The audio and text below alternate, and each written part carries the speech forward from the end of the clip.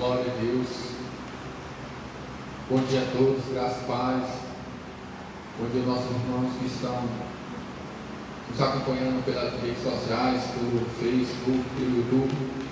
Louvado seja Deus por mais um dia que estamos aqui na casa de Deus para continuarmos adorando, glorificando e ouvindo a sua palavra. Lucas, capítulo 21. Sermão profético do nosso Senhor Jesus. Vamos ler alguns versículos para iniciarmos mais uma escola dominical. Glória a Deus. Lucas, capítulo 21, a partir do versículo 23. Glória a Deus. Assim diz a palavra do Senhor: ai das mulheres grávidas e das que amamentarem naqueles dias, porque haverá grande necessidade na terra e furor sobre este povo. E cairão pelo fio da espada e serão levados cativos para todas as nações. E Jerusalém será pisada pelas nações, até se cumprir os tempos designados das nações. Também haverá sinais no sol e na luz, nas estrelas e na terra, angústia das nações, não sabendo o que fazer por causa do rugido do mar e da sua agitação. Os homens ficando desalentados de temor, e na expectativa das coisas que vêm sobre a terra habitada, porque os poderes do céu serão abalados. Então verão o Filho do Homem vindo numa nuvem, com poder e grande glória. Mas quando essas coisas principiarem a ocorrer, erguei-vos e levantai as vossas cabeças, porque o vosso livramento está se aproximando. Com isso contou-lhes uma ilustração: reparai na figueira e em todas as outras árvores, quando já estão em flor, sabeis que por vós mesmos, observando isso, que já está próximo o verão. Deste modo, também vós, quando virdes essas coisas ocorrer, sabei que está próximo o reino de Deus. Deveras eu vos digo, esta geração de modo algum passará até que todas essas coisas ocorrerem. Céu e terra passarão, mas as minhas palavras de modo algum passarão. Mas prestai atenção a vós mesmos, para que os vossos corações nunca fiquem sobrecarregados com o excesso do comer e com a imoderação do beber e com a ansiedade da vida. E aquele dia vem sobre vós instantaneamente, como um laço, pois virá sobre todos os que moram na face de toda a terra. Portanto, mantenha-vos despertos, fazendo todo o tempo súplica, para que sejais bem-sucedidos em escapar de todas essas coisas que estão destinadas a ocorrer, e em ficar em pé diante do Filho do Homem. Querido Deus e eterno Pai, graças te damos pela tua palavra. Sabemos que a tua palavra, Senhor Deus, é um consolo para o teu povo. Senhor Deus, que o Senhor, por meio do teu Filho, nos livra, Senhor Deus, da ira que há de vir sobre o mundo. Pai, que possamos sim, Senhor Deus, estar de pé diante, Senhor Deus, do teu Filho. Que possamos, Senhor Deus, buscar, Senhor Deus, incansavelmente, Senhor Deus, a tua presença, Senhor Deus. Que possamos vencer, Senhor Deus, os nossos desejos carnais. Que possamos vencer, Senhor Deus, o mundo. Pedimos, Senhor Deus, perdão pelos nossos pecados, pelas nossas falhas. E que possamos, de algum modo, Senhor Deus, por tua graça, com ousadia, Senhor Deus, livrar, Senhor Deus, muitas almas também, Senhor Deus, desta ira. Senhor Deus, por meio do teu evangelho, por meio do teu ídolo. Tanto em súplica, Senhor Deus, mas também, Senhor Deus, pela pregação da tua palavra. Pai, em nome de Jesus, abençoa, Senhor Deus, esta manhã, este domingo, Senhor Deus, de decisões. Muito obrigado, Senhor Deus, que sabemos que desde o início, Pai, desde a eternidade, o Senhor está no controle de todas as coisas. Te agradecemos e te honramos, Pai, no nome santo do teu nome. Amém. Glória a Deus.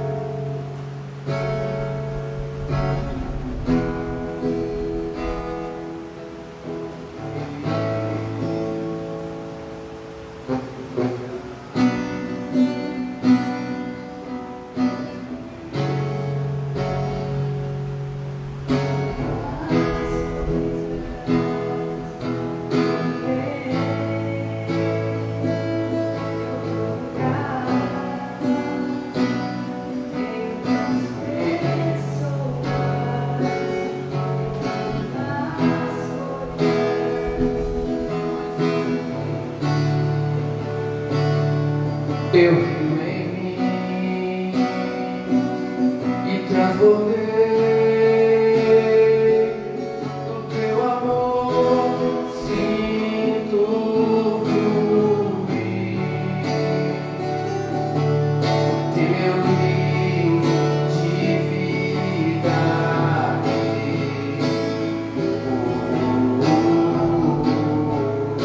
Sinto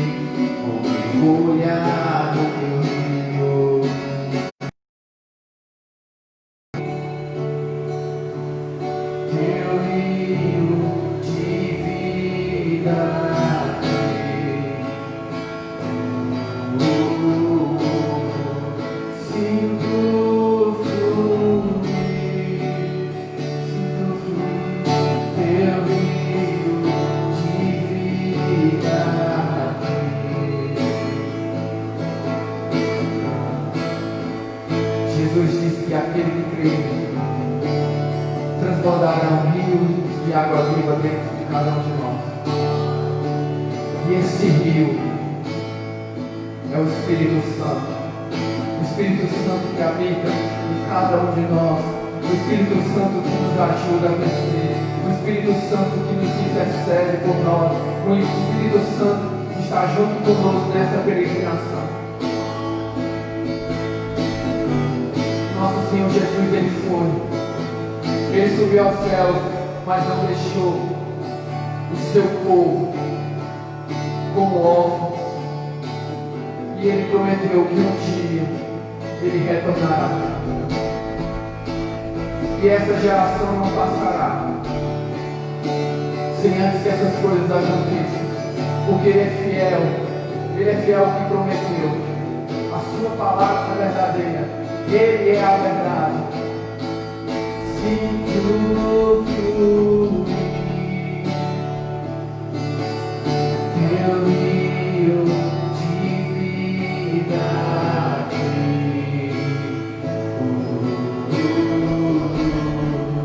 Sinto fluir teu rio de vida aqui.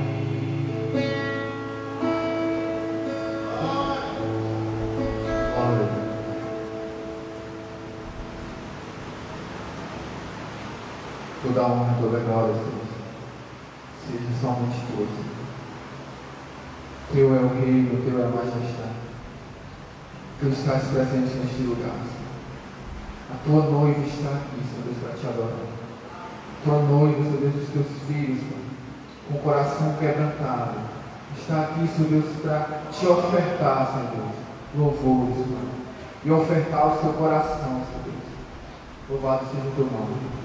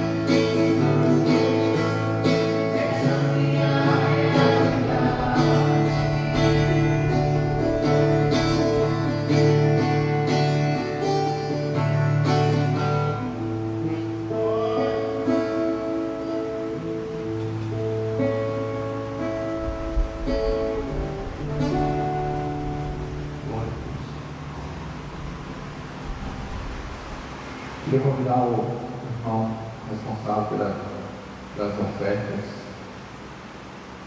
Glória a Deus.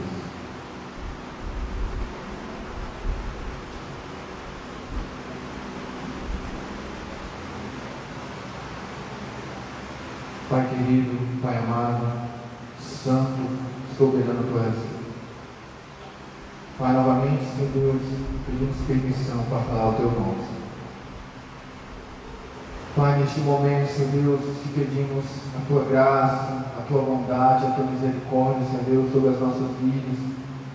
Que o Senhor, Senhor Deus, abençoe, Pai, conforme a tua vontade, a tua igreja, Senhor Deus, a essa obra, aos teus servos que aqui estão, Senhor Deus, ofertando, Pai, não aquilo que sobra, Senhor Deus, mas aquilo que o Senhor colocou no coração de cada um.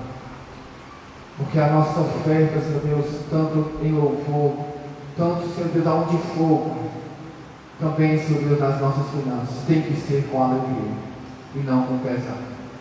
Porque o Senhor é dono do ouro e da prata. Pai, muito obrigado, Senhor Deus, pelo que o Senhor tem feito, tem nos sustentado, tem nos abençoado, Senhor Deus, ricamente. Que possamos ser um canal, Senhor Deus, para abençoar outros, para a honra e glória do teu nome. É isso que te pedimos, que te louvamos e te agradecemos. Amém e amém. Glória a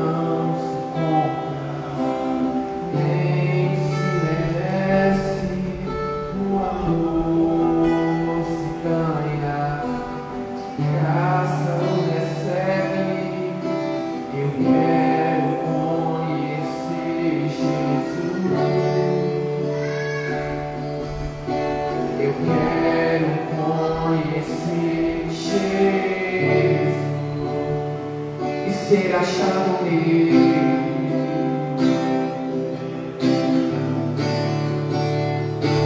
e ser achado nele,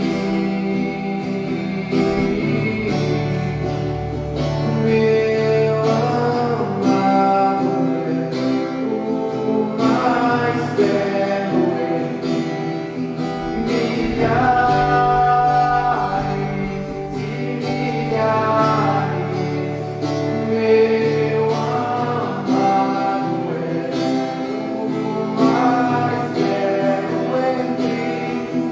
milhares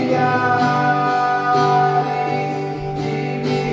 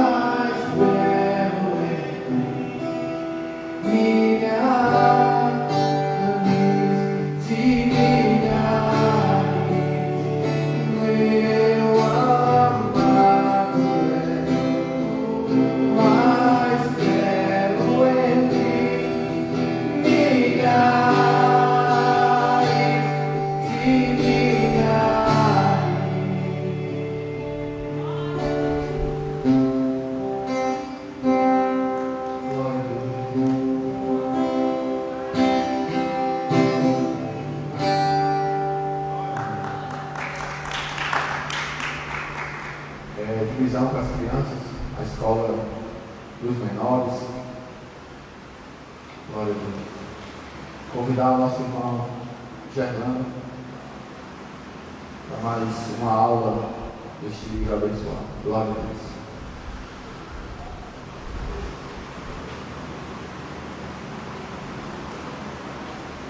Glória a Deus. Já quero saudar todos com a paz do Senhor, amém?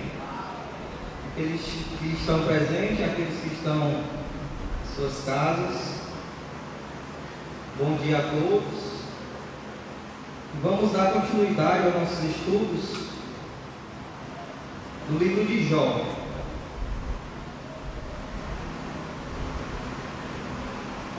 Ao todo são 3 lições. Hoje nós estamos na lição de números 7. Essa lição de número 7, ela tem o título A Teologia de Bildade. Se há sofrimento, há pecado oculto? Hoje a gente vai ver um pouco sobre isso. Em que se baseia essa teologia de Bildade, né? Que tem algumas semelhanças com a de seu amigo Elifaz, que a gente viu na lição passada. Amém? E hoje nós vamos fazer a leitura bíblica do capítulo 8 de Jó. Depois vamos para o capítulo 18 e em seguida vamos para o capítulo 25. Já peço que os irmãos abram as Bíblias. Jó capítulo 8.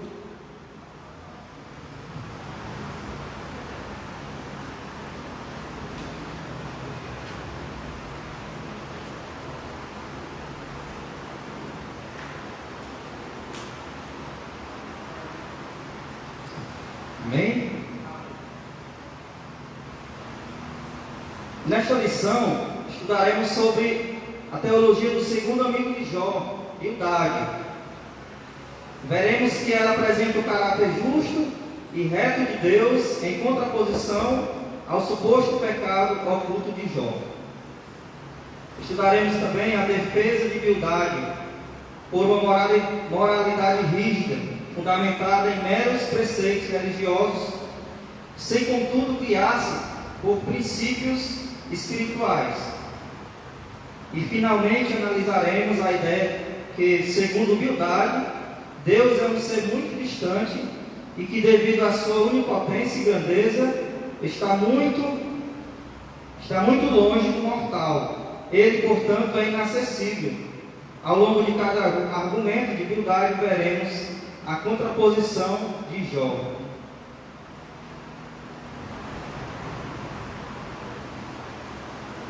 Então, como falei, o tema desta lição, a teologia de Bildade. Se há sofrimento, há pecado oculto? Se há sofrimento, há pecado oculto, a gente vai ver que não é, nem sempre é por conta do pecado, o sofrimento. Nem sempre o sofrimento é consequência de um pecado oculto, como pensava Bildade, né?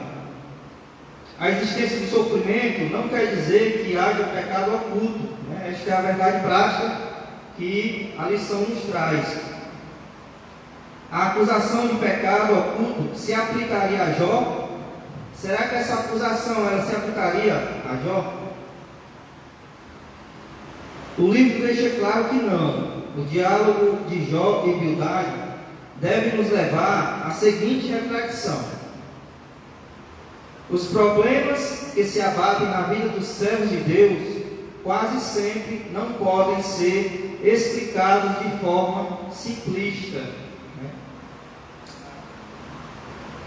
A gente vai entrar no primeiro tópico, mas antes iremos fazer a leitura de Jó, capítulo 8.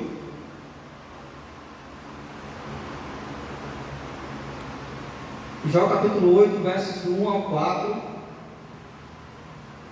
diz assim a palavra do Senhor. Este é o primeiro discurso de Bildade. Então respondeu Bildade, o suíta: até quando falarás tais coisas? E até quando as palavras da tua boca serão qual vento impetuoso? Perverteria Deus o direito, ou perverteria o Todo-Poderoso a justiça? Se os teus filhos pecaram contra ele, também ele os lançou no poder da tua transgressão. Jó 18. Jó capítulo 18 agora.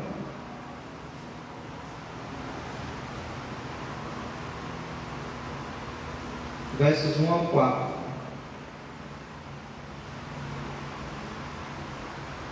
Então respondeu Bildade o suíta: até quando andarás a caça de palavras?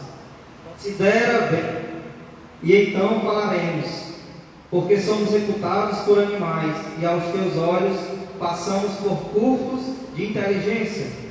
Ó tu que despedaças na tua ira, será a terra abandonada por tua causa? Remover-se-ão as rochas do seu lugar? Fazer mais uma leitura em Jó 25.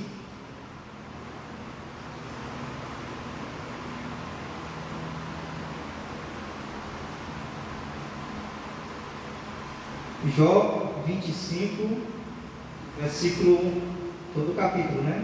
Pequenininho. Jó 25. Terceiro discurso de Bildade. Então respondeu Bildade ao suíta: a Deus pertence o domínio e o poder. Ele faz reinar a paz nas alturas celestes.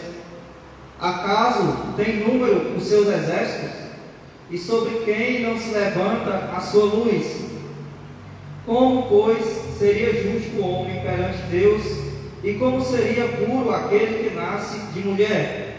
Eis que até a lua não tem brilho, e as estrelas não são puras aos olhos dele. Quanto menos o homem, que é gusano, e filho do homem, que é verme. Então, meus irmãos, estes foram os 3 discursos do segundo amigo de Jó, a respeito do sofrimento a qual Jó estava passando, né? Segundo Bildade, existia pecado oculto, né? Mas a gente vai ver que no decorrer da lição, o próprio Deus testemunhou, né, de Jó. E o primeiro tópico da lição tem como tema o pecado em contraste com o caráter justo e santo de Deus. O primeiro subtópico desse tópico é: Deus é justo e reto. Deus é justo e reto. A teologia de Bildade possui semelhanças com o que seu amigo ele faz, né? Na lição passada a gente viu que o tema da lição passada era: será que só os pecadores sofrem, né? E a gente viu que não. Para esse segundo amigo, as ações de Jó não poderiam ser justificadas, pois elas condenavam a Deus, revelando que ele punia pessoas justas. Por outro lado, como Deus não era injusto, então Jó deveria reconhecer o seu pecado, pois ele estava sendo terrivelmente afligido. Imagina aí, irmãos, Jó já estava passando por um grande sofrimento, né? Sofrimento grande mesmo, e seu amigo ainda chega, né, lhe acusando de um pecado a qual não existia, né? Ele acreditava que, já que não existia um pecado visível, né, existiria um pecado oculto. Assim, a teologia de Bildade pode ser classificada em 2 esferas: a dos maus e a dos bons. Por exemplo, Bildade assevera que os filhos de Jó foram mortos porque eram maus. Por outro lado, como um homem que alegava ser justo e bom, Jó poderia desfrutar novamente do favor de Deus se reconhecesse o seu pecado. Então, esse amigo de Jó, Bildade, ele meio que estava cobrando Jó se sentiu cobrado, que ele deveria reconhecer, né, esse pecado, esse suposto pecado dele, para que Deus, né, se voltasse para ele né? Ao segundo tópico aqui, do segundo subtópico, é uma compreensão limitada da natureza de Deus, que está dentro do primeiro tópico da lição. Uma compreensão limitada da natureza de Deus. Bildad traz consigo uma compreensão incompleta e limitada da natureza de Deus, né? Você vê que ele não tinha um autoconhecimento, um conhecimento profundo ou completo, né? O que faz com que ele pense que o sofrimento de Jó seja a consequência de um pecado oculto. E é justamente isso que faz com que ele pense, né, que Jó tem algum pecado oculto, por ele não ter uma compreensão inteirada, né, porque ele tinha uma compreensão limitada da natureza de Deus. Assim, outra compreensão é evidente.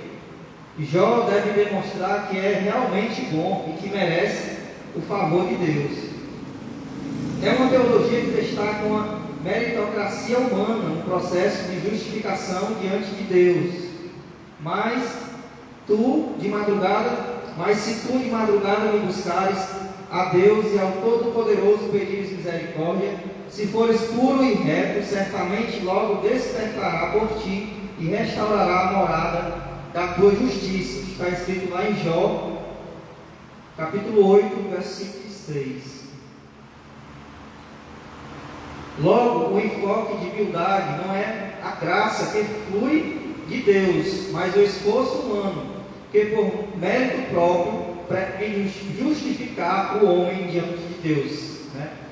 A gente sabe, irmãos, que o esforço humano, né, não justifica ninguém. Quem justifica é o nosso Senhor Jesus Cristo. E não é por esforço próprio, né, que nós iremos conseguir. O outro subtópico aqui desse primeiro tópico é a imperfeição humana.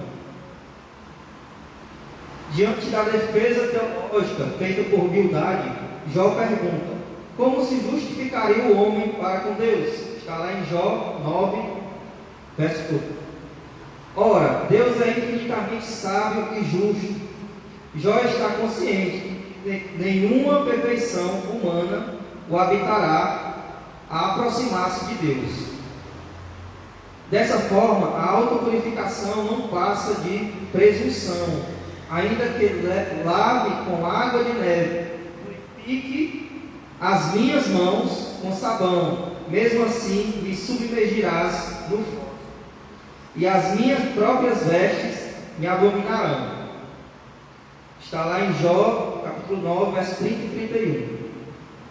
Aí aqui a gente nota uma linguagem poética, mas ela afirma objetivamente a doutrina da santidade de Deus e a pecaminosidade humana.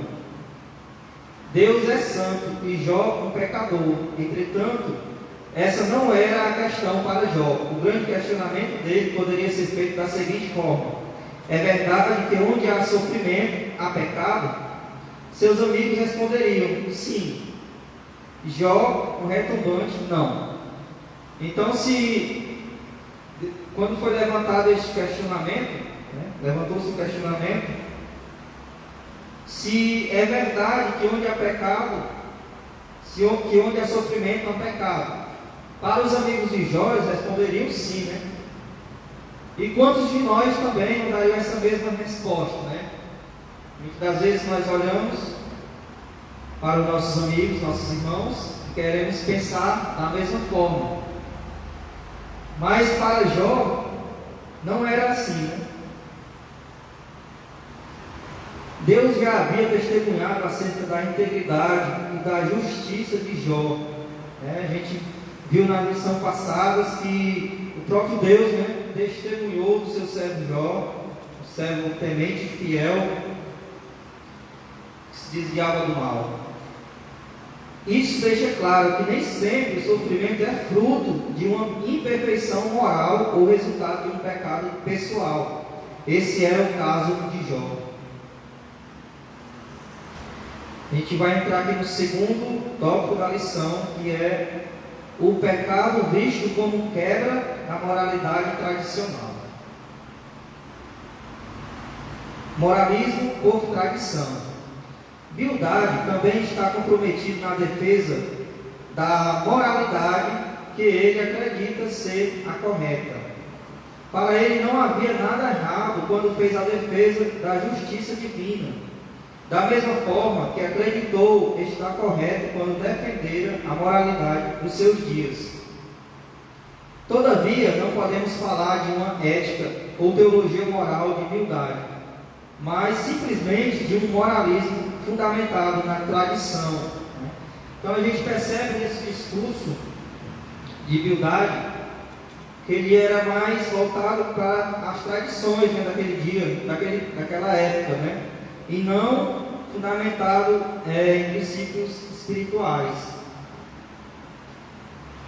A subversão da ordem moral, o segundo subtópico desse segundo tópico. Na verdade, bildade simplesmente repete o que já vem sendo defendido por gerações passadas, né? Já era uma coisa que já vinha sido defendida por seus antepassados, e bildade estava apenas dando continuidade àquilo que havia aprendido. Todavia, acrescentando alguns contornos aos seus pressupostos teológicos. Para ele, as desgraças sofridas por Jó ocorreram por causa da quebra da moralidade estabelecida. Como o entendimento de bildade era o de que o universo é controlado por leis morais inflexíveis, ao quebrá-las, Jó sofreu as consequências da mesma forma que sofre quem quebra a lei da gravidade. Nesse aspecto, praticar justiça é se ajustar à dinâmica dessas leis morais. Bildade acreditava que de nada adiantava Jó achar que os maus prosperavam, pois isso era apenas ilusão. No entendimento, a prosperidade dos maus assemelha-se às raízes de uma árvore que foram cortadas, cujos ramos, embora mantenham a aparência de verdor por algum tempo, todavia necessariamente murcharão. Né? A gente vê aqui a gente está vendo aqui alguns discursos, né, de seu amigo Bildade. Ao não reconhecer isto, Jó estaria tentando subverter a ordem moral aceita. Contemplando a cruz, o terceiro subtópico desse segundo tópico. O capítulo 19 é dedicado à defesa de Jó. É inegável que Jó sabia que Deus atua em um universo moral e que tudo o que acontece está sob seu controle.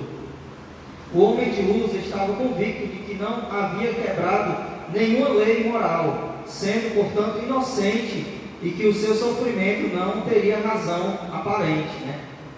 Para Jó, ele sabia que era inocente, mas para os seus amigos, não tinham isso em mente. Ele quer abandonar toda a instância humana e apelar para um mediador redentor. Então Jó, ele decide não apelar para nada humano. Nesse momento ele toma a decisão de apelar apenas pelo seu mediador, o redentor, que defenderá a sua causa. Ele não quer mais se defender, ao invés disso, apela para alguém totalmente justo, que vai ficar entre ele e Deus. Nosso Senhor Jesus Cristo, Ele é o nosso mediador. E Jó decidiu apelar por ele, confiar no Senhor. E ele diz, no versículo 25, do capítulo 19, ele diz: eu sei que meu Redentor vive. A palavra Redentor traduz o hebraico Goel e significa alguém que defendia um familiar quando este não podia fazer sua própria defesa. Os primeiros líderes da igreja entendiam que Jó predisse a ressurreição que será efetuada por Cristo no final dos tempos, e da qual ele participará. O patriarca queria a intercessão desse justo, imparcial e eficiente mediador, né? Então, Jó ele apela para nosso Senhor, né? Porque o ser humano é injusto, o ser humano é imperfeito, né? E então Jó toma essa decisão. Neste capítulo 18, no capítulo 18, Bildade desfere o segundo ataque contra Jó. No seu primeiro discurso, Jó capítulo 8, ele lhe tinha dado encorajamento para ter esperança de que tudo lhe seria bem. Mas aqui não há uma palavra sequer sobre isso. Ele ficou mais irritante e está tão longe de ser convencido pelos argumentos de Jó, que está ainda mais exasperado. Então, esse amigo de Jó não se convencia, né, de que Jó era inocente, de que Jó não era merecedor, né, de todo aquele sofrimento. Ele reprova Jó de maneira contundente, como sendo arrogante e inflamado, né? Jó, além do grande sofrimento, ainda se depara com seu amigo, né? Com as acusações de seu amigo, e obstinado na sua opinião. Ele detalha a doutrina que tinha apresentado antes a respeito da miséria dos ímpios e a ruína que os acompanhava. Para eles, os amigos de Jó aqui, isso era o que acontecia ao ímpio, né? Era algo normal ao ímpio, o sofrimento, né? Por conta do pecado. Aqui ele parece o tempo todo se fixar nas queixas de Jó sobre a infeliz condição em que se encontrava, de que ele estava nas trevas, confuso, preso, aterrorizado e apresentando-se para deixar o mundo. Esta, diz Bildade, é a condição de um homem ímpio, e portanto és um deles. Olha aí a acusação.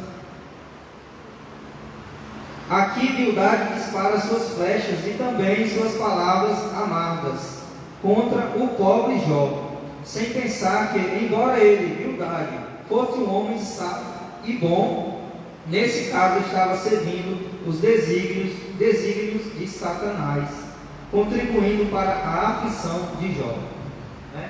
Irmãos, nesse sentido, os amigos de Jó aumentaram, né, ainda mais o sofrimento dele.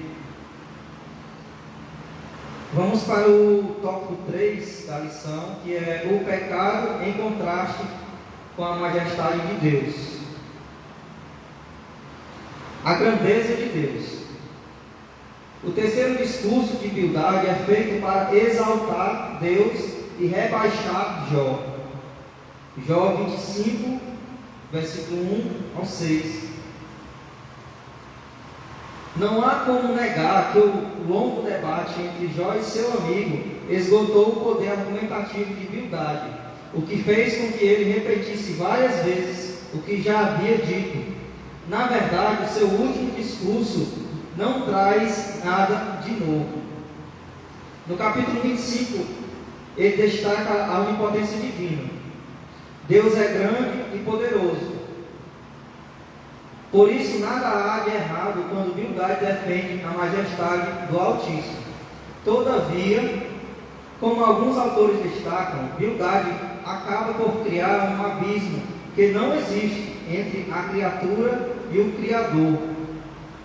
O Deus defendido por ele não é o revelado na Bíblia. As ideias de Bildade se antecipam àquela defendida milênios depois pelo deísmo do final do século XVIII. Então, esse amigo de Jó aqui, ele acaba meio que deixando assim inacessível, né, o nosso acesso a Deus, né? Ele acaba criando assim um abismo, né, entre o ser humano e seu Criador. onipotente, mas não ausente. Esse é o segundo subtópico do terceiro tópico da lição. Jó responde a Bildade com ironia: como ajudaste aquele que não tinha força e sustentaste o braço que não tinha vigor? Aqui, Jó não questiona a onipotência divina, mas a aplicação que Bildade faz desse conceito. O conceito de um Deus grandioso, que é soberano em suas ações, não deveria vir acompanhado também do conceito de um ser compassivo e amoroso? Deus não deve ser visto apenas em sua força, mas sobretudo por seu amor. Ele nunca exaltou seu poder e grandeza acima do seu amor. Ele não disciplina simplesmente porque é grande, forte e soberano, mas porque ama. Diferentemente do conceito apresentado por Bildade, o Deus que a Bíblia apresenta é poderoso e glorioso, mas principalmente misericordioso e grandioso. Temos de cuidar para que no momento de sofrimento não manchemos a imagem de um Deus que não é só força, mas igualmente amor. Glória a Deus. Bildade deve ser elogiado aqui, nesse ponto, né? Por dois motivos. O primeiro dele é por não mais falar sobre o assunto sobre o qual ele e Jó divergiam. Talvez ele começasse a pensar que Jó estava certo, e então era justo não dizer mais nada sobre isso. Como alguém que disputava pela verdade, ficaria satisfeito em ceder à vitória, ou se ainda se julgasse certo, ainda assim sabia quando já tinha dito o suficiente, e não discutiria incessantemente pela última palavra. Muitas vezes a gente se depara, né, com discursos entre pessoas, né?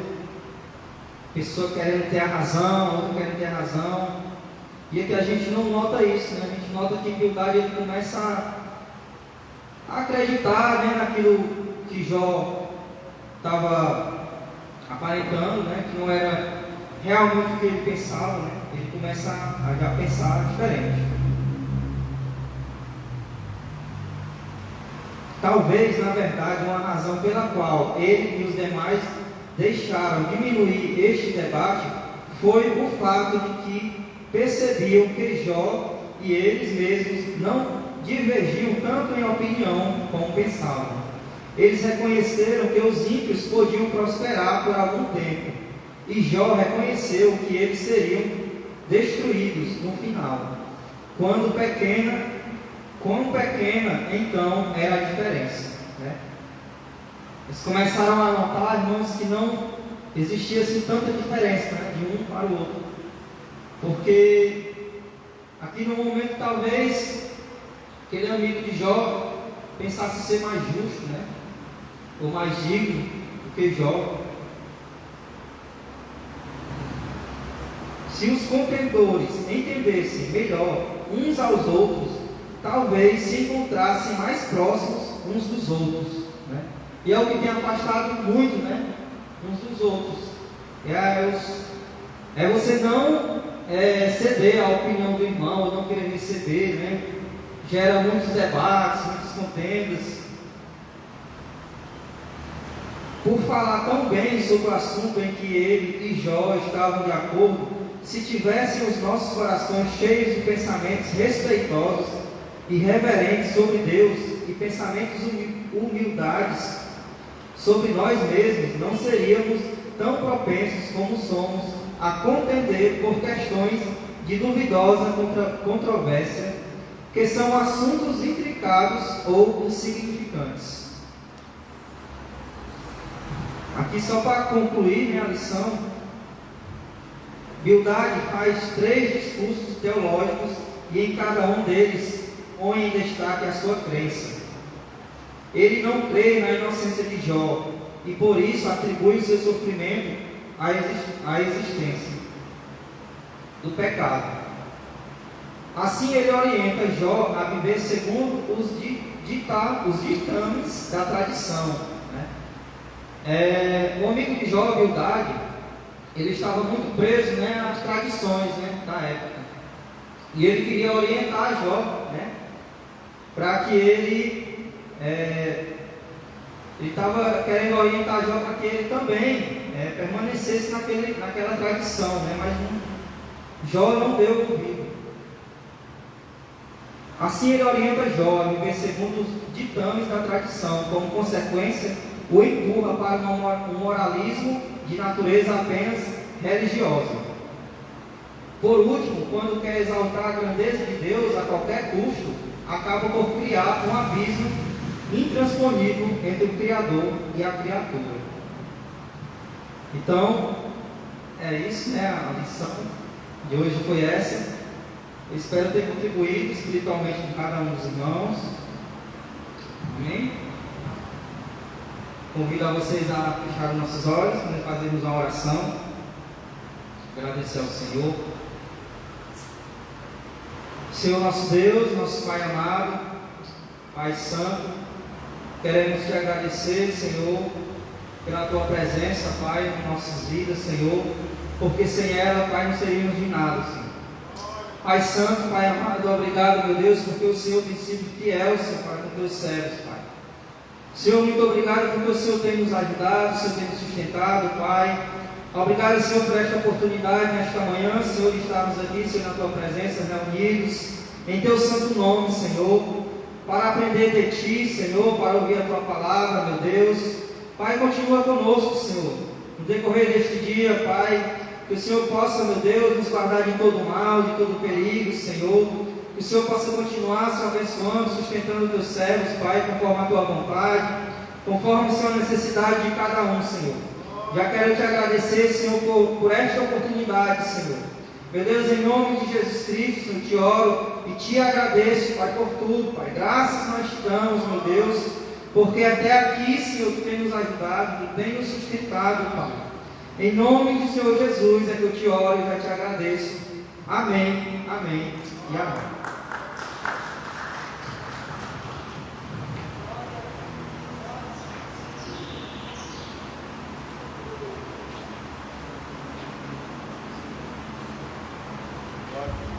Glória a Deus. Obrigado, irmão Germano. Impressionante como as lições estão ficando mais profundas e também mais práticas, né? Temos visto lições sobre Deus e, consequentemente, também lições de como devemos viver melhor desta terra. Então, louvado seja o Senhor. Vamos ficar de pé. Logo mais à noite, nós teremos nosso culto de louvor e adoração ao nosso Deus às 18 horas. Desejo que a graça do Senhor Jesus, que o amor do Pai e que a comunhão do Espírito Santo permaneçam e cresçam mais e mais na vida e na família de todos nós, e nos guie, nos abençoe e nos proteja durante todo este dia. É o que eu peço e agradeço em nome de Jesus. Amém e amém. Bom dia a todos e Deus abençoe.